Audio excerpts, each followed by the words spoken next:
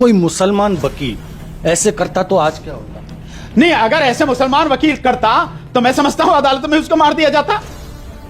आप किसकी बात करें? मतलब उसे अदालत से बाहर आने दिया जाता है। इसी की संभावना नगण्य है। इतनी देर में, इसी देर में तो मार देते, वहां जितने भी लोग खड़े हैं वो सारे सब कुछ उसे मार देते, सारा सब कुछ।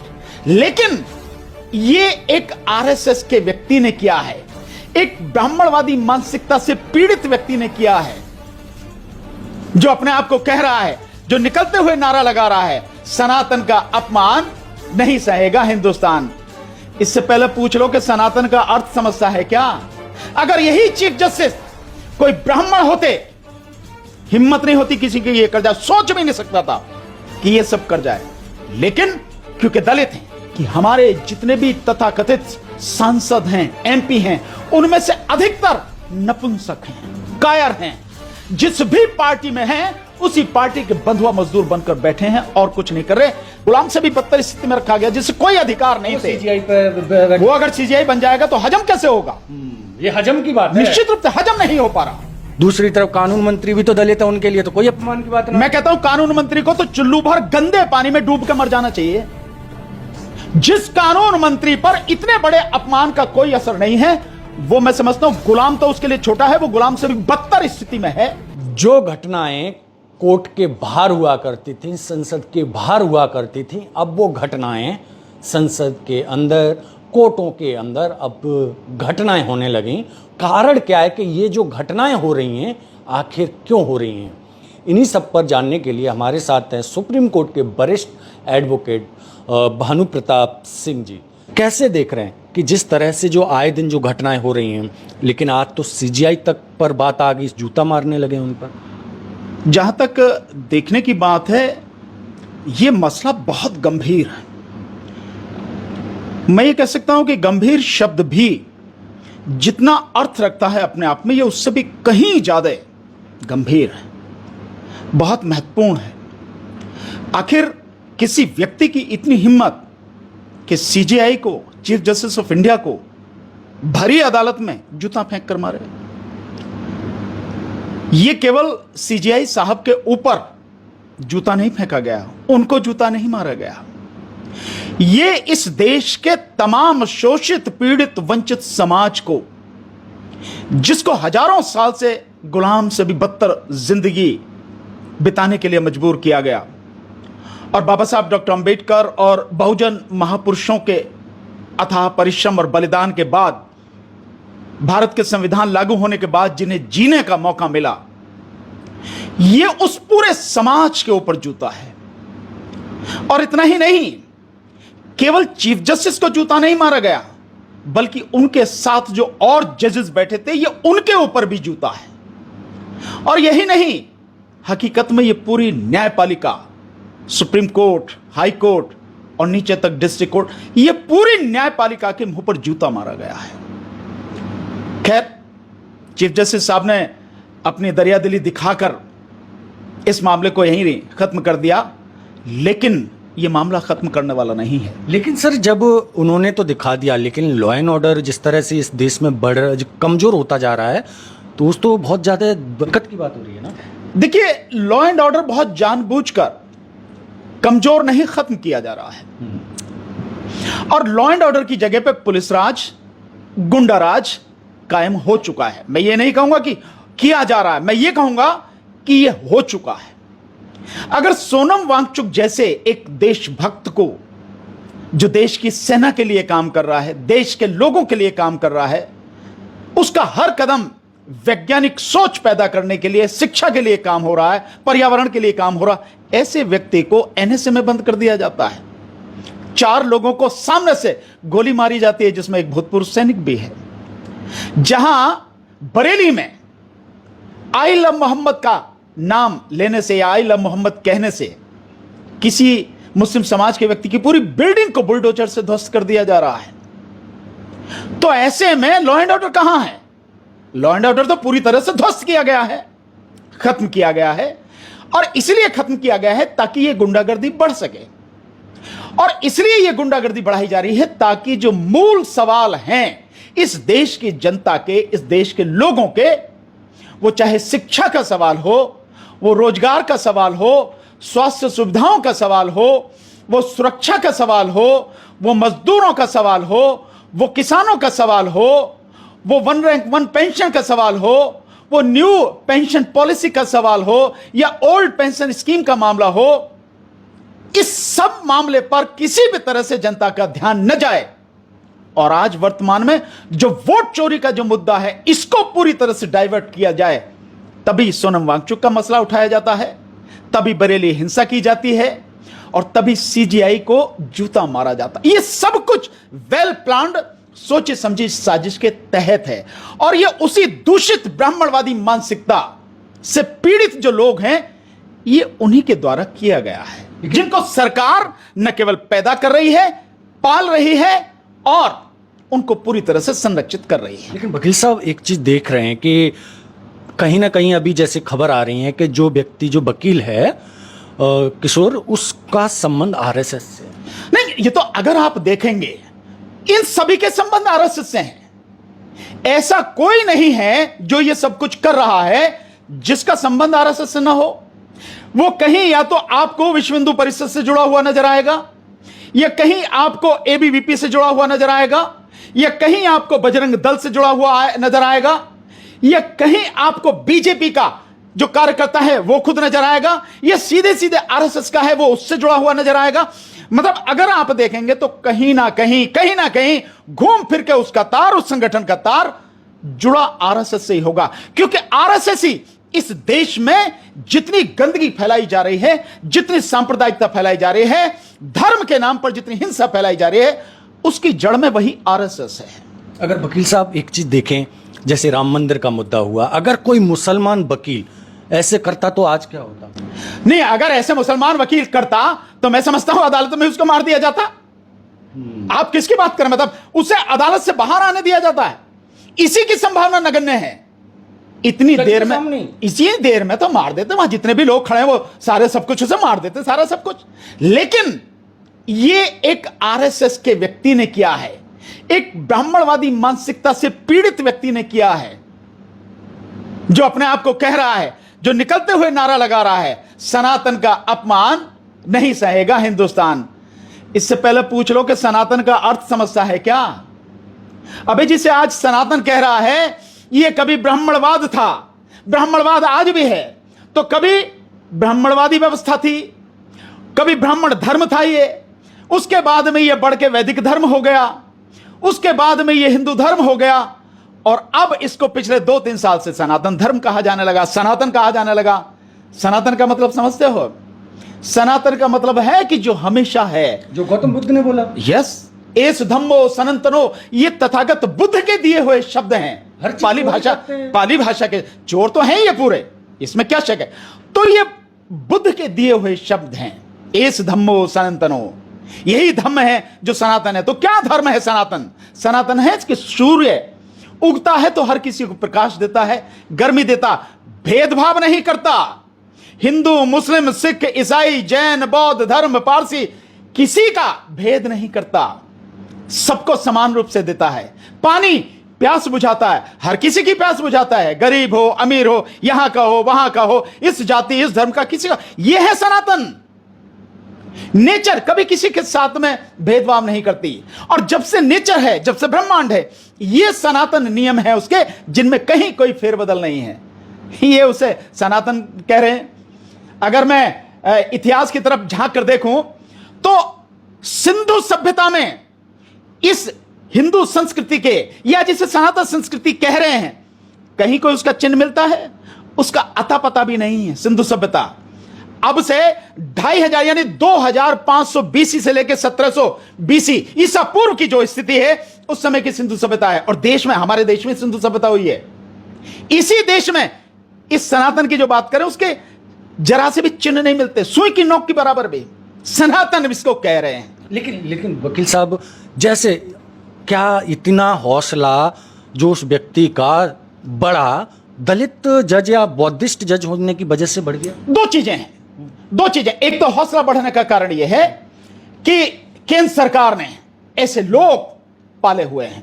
मैंने जैसे अभी कहा, केंद्र सरकार ऐसे लोगों को पालती है, संरक्षण देती है। कई तरह के बाबा भी आपको नजर आ रहे होंगे, कुछ भी बक देते हैं, कुछ भी कह देते हैं, किसी के खिलाफ कुछ नहीं होता। कुछ भी कर देते हैं, केवल कहते और बकते ही नहीं है, कुछ भी कर देते हैं, किसी के खिलाफ कुछ नहीं होता है। हम सब देख रहे हैं। तो एक तो यह है, और आज केंद्र में बीजेपी की सरकार है, मोदी की सरकार है, और इस सरकार को जब यहां तक यह सब कुछ हुआ है, इस सरकार के पीछे कौन है? आरएसएस। बीजेपी आरएसएस की एक शाखा है और कुछ नहीं है। तो उसमें क्योंकि केंद्र पे उनका कब्जा है, तो हौसले उनके बुलंद हैं, क्योंकि सरकार किसी के खिलाफ कोई कार्रवाई नहीं करती है, उन्हें पूरी तरह से प्रोटेक्ट करती है।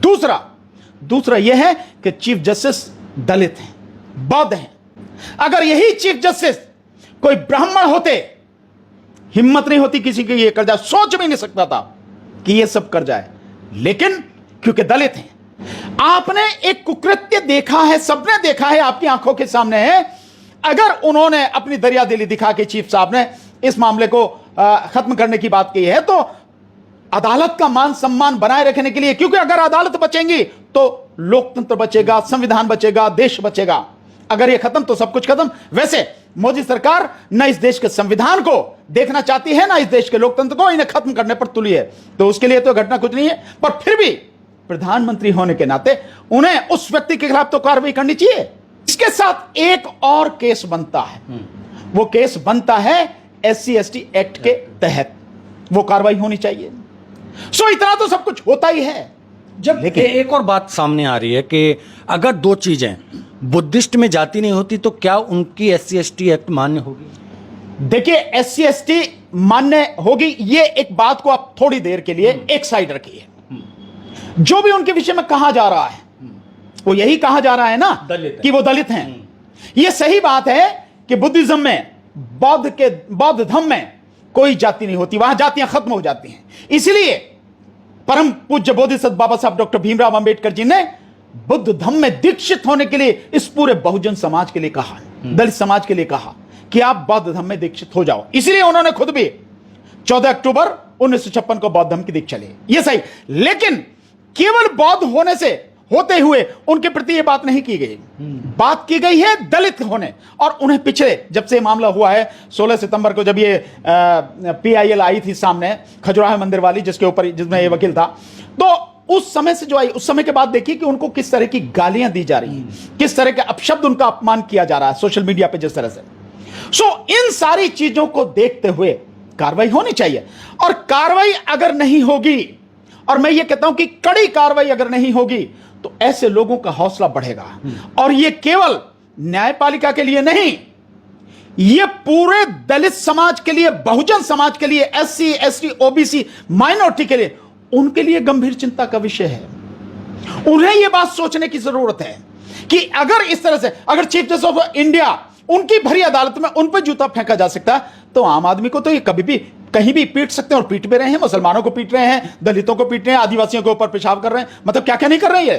तो आप कह रहे हैं ये बात है, सब दलितों के लिए अपमान की बात है। दूसरी तरफ कानून मंत्री भी तो दलित है, उनके लिए तो कोई अपमान की बात नहीं। मैं कहता हूं कानून मंत्री को तो चुल्लू भर गंदे पानी में डूब कर मर जाना चाहिए। जिस कानून मंत्री पर इतने बड़े अपमान का कोई असर नहीं है, वो मैं समझता हूं गुलाम तो उसके लिए छोटा है, वो गुलाम से भी बदतर स्थिति में है, जिसे कुछ भी दिखाई नहीं दे रहा। गुलामों के गुलामगिरी। भाई मैं बिल्कुल सही बात कर रहा हूं, मैं तो ये कह रहा हूं ना कि गुलामों से भी बदतर स्थिति में है, जिसको ये दिखाई नहीं दे रहा। अन्यथा बीइंग लॉ मिनिस्टर, उसे जो सुमोटो एक्शन लेके ये काम करना चाहिए था। ये अपमान केवल CJI का थोड़ा ही है, ये अपमान तो हर किसी का है। और इसमें जो कानून मंत्री है, उससे ज्यादा ताकतवर या उससे ज्यादा प्रभावशाली व्यक्ति कौन हो सकता, या उससे ज्यादा जिम्मेदार व्यक्ति किसको होना चाहिए? उसे यह काम करना चाहिए था, लेकिन वो मुंह पे ताला लगा के बैठा है। जब बेचारे को डर होगा कि अगर जरा से भी चू चपड़ किया बोला, तो मोदी कल ही उसकी जो है वो कुर्सी न छीन ले, बिठा के घर ना बिठा दें, मेघवाल चल घर बैठ। बाबा साहब ने जो संविधान बनाया उसके तहत मिली नहीं, वो तो यही समझ रहा, लॉ मिनिस्टर या और जितने भी यहां मंत्री हैं, सांसद हैं, विधायक हैं, जितने भी अधिकारी हैं, वो तो यही समझ रहे हैं कि ये जो है सरकार ने उन्हें दी है। बाबा साहब ने भी तो लॉ मिनिस्टर, बाबा साहब के बिना तो यहां किसी को कुछ नहीं। आज की तारीख में पूरा जो दलित समाज या बहुजन समाज, SC/ST OBC, अगर उन्हें कुछ भी इस देश में मिला है तो केवल और केवल बाबा साहब डॉ. अंबेडकर की बदौलत मिला है। उन महापुरुषों के संघर्ष और बलिदान की वजह से मिला है, जो बहुजन समाज में जिन्होंने जन्म लिया और जिन्होंने अपना तमाम जीवन समाज के लिए लगा दिया, ये उनकी बदौलत मिला है। और हम उनके ऋण को, हम उनके इस उपकार को कभी ना तो भुला सकते ना ही कभी उतार सकते हैं। इतना कुछ किया। आज अगर हम देश में शान से जी रहे हैं, चल रहे हैं, तो केवल और केवल उनकी बदौलत, बाबा साहब डॉक्टर भीमराव अंबेडकर जी की बदौलत है। कोई अपने ऊपर चाहे कितना भी समझता हो, कितना भी विद्वान है, उसकी औकात ही कुछ नहीं है। उसे जो भी कुछ मिला है वो इसलिए मिला है बाबा साहब डॉक्टर अंबेडकर की बदौलत। एक यूपी के अंदर दलित व्यक्ति को पीट पीट के मार दिया, और वहीं दूसरी तरफ देखते हैं कि यहाँ पर जूता फेंका जाता है। क्या चल रहा है दलितों के साथ? नहीं, आप बिल्कुल आप इसी से अंदाजा लगा सकते हैं कि अगर चीफ साहब की कोर्ट में उन पर जूता फेंका जा सकता है तो निश्चित रूप से उसे तो मार ही दिया जाएगा। और अभी मैंने एक और घटना सुनी है, ये घटनाएं लगातार हो रही हैं कि एक थाने में बुरी तरह से उसको पीटा गया, कई घंटों तक पीटा गया, बुरी हालत कर दी गई, और अब आप बता रहे मार दिया गया। ये तो आज की नहीं है, ये तो हर रोज की घटनाएं हैं। कोई घटना आ जाती है सामने, बाकी घटनाएं नहीं आती हैं सामने। इस देश में दलित समाज के व्यक्ति की हर दिन हत्याएं हो रही हैं, और कितनों की हो रही इसका आंकड़ा भी नहीं है। इस देश में हर 5-7 मिनट में दलित समाज की एक बहन बेटी के साथ बलात्कार हो रहा है, उसकी हत्या हो रही है, ये लगातार हो रहा है। लेकिन तो इसके लिए मैं जो मानता हूं, इसके लिए दलित समाज को बहुत गहराई से सोचने की जरूरत है। अपने व्यक्तिगत स्वार्थों को छोड़कर समाज की बेहतरी के लिए, उसकी सुरक्षा, उसकी रक्षा के लिए कुछ ना कुछ सोचने और करने की जरूरत है। लेकिन वकील साहब, एक और चीज है, कुछ लोग भी कह रहे हैं कि जितना जो अत्याचार बहुजन समाज 85% सहन कर रहा है, उसने अगर एक बार भी हुंकार भर ली तो बहुत कुछ बदल जाएगा। तो क्यों नहीं करता? क्यों हुंकार नहीं भरता? किसके इंतजार में बैठा है? हजारों साल से मारे ही तो जाते रहे, आज भी मारे जा रहे हैं, और मर जाएंगे तो क्या फर्क पड़ेगा? हजारों साल से मारे जाते रहे, तब भी हमें खत्म नहीं कर पाए। आज तो निश्चित रूप से आज के समय में बाबा साहब और अपने महापुरुषों के बलिदान और उनके उपकार के बाद, उनके शुभ कर्मों के कारण हम पहले से कहीं बेहतर स्थिति में हैं। कितने मर जाएंगे? 10, 20, 50, 1000, 10,000, लाख, 2 लाख, करोड़, कितने मर जाएंगे? क्या 35 करोड़ दलित मर जाएंगे क्या? यह दलित समाज को सोचने की जरूरत है। ये मुट्ठी भर लोग, ये ब्राह्मणवादी मानसिकता में दूषित प्रदूषित लोग ये सब कुछ कर रहे हैं। क्या हम इन्हें रोक नहीं सकते क्या? किस बात से डरते हैं? FIR से, मरने से? अरे मेरे खिलाफ भी कितनी ही मुझे धमकियां आती हैं, कितने ही मुझे मारने के प्रयास किए गए हैं, कितना ही सब कुछ किया जाता है, तब भी हम सीना तान के बोल रहे हैं, चल रहे हैं, लड़ रहे हैं, संघर्ष कर रहे हैं। तो सोचना पड़ेगा ये समाज को। लेकिन एक और चीज है, मैंने भी पढ़ा है, मैं भी देखा हूं, बोलते हैं कि बाबा साहब 1 जनवरी को भीमा कोरेगांव जाते थे। आखिर वजह क्या थी? नहीं, देखिए, भीमा कोरेगांव का एक बड़ा ऐतिहासिक महत्व है दलित समाज के लोगों के जीवन में। क्या मैसेज देना चाहते हैं? महत्व बहुत सिंपल है कि हमें अपने बुजुर्गों से सीखना चाहिए कि हम कमजोर कभी नहीं थे, हम कमजोर कभी नहीं हैं। अगर पेशवा जो ब्राह्मण था, जो ब्राह्मणवादी मानसिकता में, दूषित मानसिकता में ग्रसित व्यक्ति था, अगर हम उस पेशवा की 28,000 की सेना को हमारे 500 बुजुर्ग अंग्रेजी शासन के तहत उनको धूल चटा सकते हैं, तो क्या हम किस बात से कमजोर हैं हम? और इसी बात के लिए, अपने बुजुर्गों के लिए, अपने उन महान योद्धाओं को श्रद्धांजलि देने के लिए बाबा साहब डॉक्टर अंबेडकर हमेशा 1 जनवरी को भीमा कोरेगांव जाते थे, क्योंकि लड़ाई वहीं पे हुई। और मैं भी गया हूं भीमा कोरेगांव, मैंने देखा है वो जो नदी है, उस नदी के किनारे पर ही वो स्तंभ, जो विजय स्तंभ बनाया गया, वो विजय स्तंभ वहां पर। फिर हमारा समाज कमजोर कैसे हो? नहीं, हमारा समाज कमजोर नहीं है। हमारा समाज, जो 2-3 चीजें हैं जिसको मैं समझ पाया हूं, हमारे समाज को लगातार कमजोर करने की कोशिश की जा रही है। कमजोर कैसे किया जा रहा है? इसकी जो रोजगार है वो खत्म किया जा रहा है, आर्थिक स्थिति को पूरी तरह से ध्वस्त, मिट्टी में मिलाया जा रहा है। क्योंकि अगर आदमी आर्थिक रूप से मजबूत होगा तो निश्चित रूप से कुछ ना कुछ तो हाथ पांव मारेगा ही, ये सही है। तो उसको कमजोर किया जा रहा है। दूसरा, इसमें एक बहुत बड़ा कारण कि आरक्षण लगभग खत्म कर दिया गया है। दूसरा जो कारण है कि जो एजुकेशन है, शिक्षा है, हमारी शिक्षा पूरी तरह से खत्म की जा रही है। कई शिक्षण संस्थानों में पूरी तरह से आरक्षण खत्म कर दिया गया है, यह स्थिति है। और इससे भी आगे एक जो बात है कि हमारे जितने भी तथाकथित सांसद हैं, MP हैं, उनमें से अधिकतर नपुंसक हैं, कायर हैं। जिस भी पार्टी में हैं उसी पार्टी के बंधुआ मजदूर बनकर बैठे हैं और कुछ नहीं कर रहे। देश और समाज के लिए, अपने बहुजन समाज के लिए, दलित समाज के लिए वो कोई काम नहीं कर रहे हैं। फिर स्थिति कैसे बदलेगी? निश्चित रूप से बदलेगी, इसमें कोई हौसला हारने की बात नहीं, हिम्मत हारने की जरूरत नहीं है। तो स्थिति बदलेगी, बदलती आई है, हमेशा जीवन परिवर्तनशील है, बदलेगा। कोई ना कोई आएगा नेतृत्व देने के लिए, कोई ना कोई लीडरशिप हाथ में लेगा और समाज को संगठित करके संघर्ष करेगा। कैसे करें? लोगों में खौफ पैदा हो रहा है, सीजीआई नहीं बचे। नहीं, देखिए मैं मानता हूं कि लोगों में खौफ पैदा है, लेकिन तब तो और भी कहीं ज्यादा स्थिति बुरी थी भाई। उस समय तो आपकी परछाई तक से नफरत की जाती थी, आपकी परछाई से दूर भागते थे। आप चलते हैं तो पीछे जो है, पेशवा के राज में तो यह था कि पीछे जो झाड़ू बांध के चलनी पड़ती थी ताकि कदमों के निशान मिट जाएं और किसी जो है सवर्ण का या ब्राह्मण का उस पर पैर न पड़े और वो पवित्र। तो ये जो स्थिति थी ये भी बदली, तो निश्चित रूप से बदलेगी स्थिति। निश्चित रूप से है कि उस समाज को जिसको हजारों साल से दबा के रखा गया, गुलाम से भी बदतर स्थिति में रखा गया, जिससे कोई अधिकार नहीं थे, वो अगर सीजीआई बन जाएगा तो हजम कैसे होगा?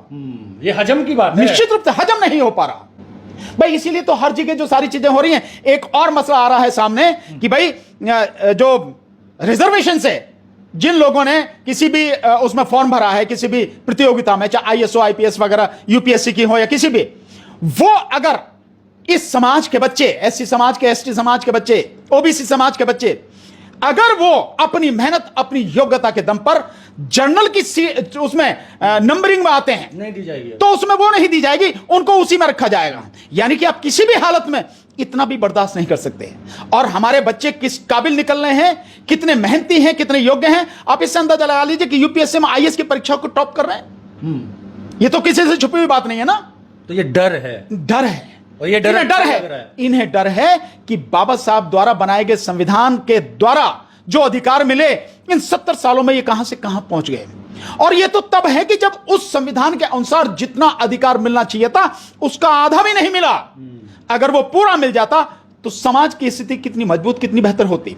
तो कहां से बर्दाश्त करेंगे हम अपने दम पर? उत्तर प्रदेश जो देश का सबसे बड़ा राज्य है, उसमें 4 बार सत्ता में आ चुके हैं, सत्ता बना चुके हैं। तो इनको यह डर है कि इन्हें जरा भी अगर मौका मिला, इनके मुकाबले कोई नहीं है, ये योग्य हैं और साबित अपनी योग्यता, अपनी शक्ति को करने की हिम्मत रखते हैं। तो ये है सारी बदलाव की। निश्चित रूप से बदलाव होगा, इसमें कोई शक नहीं है।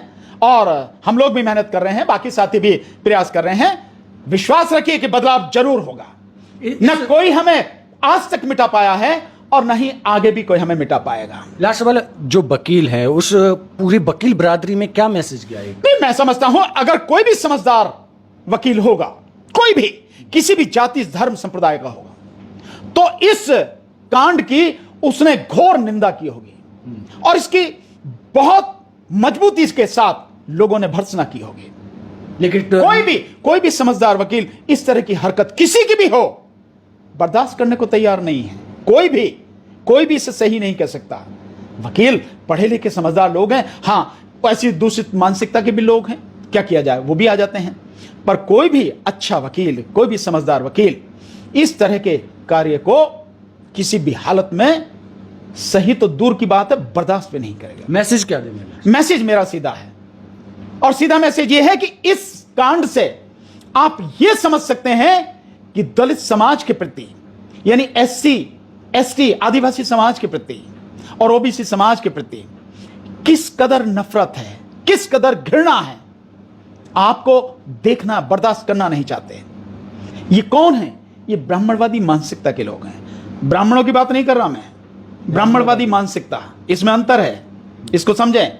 तो ब्राह्मणवाद में दूषित जो लोग हैं वो ये काम कर रहे हैं और कोई नहीं कर रहा।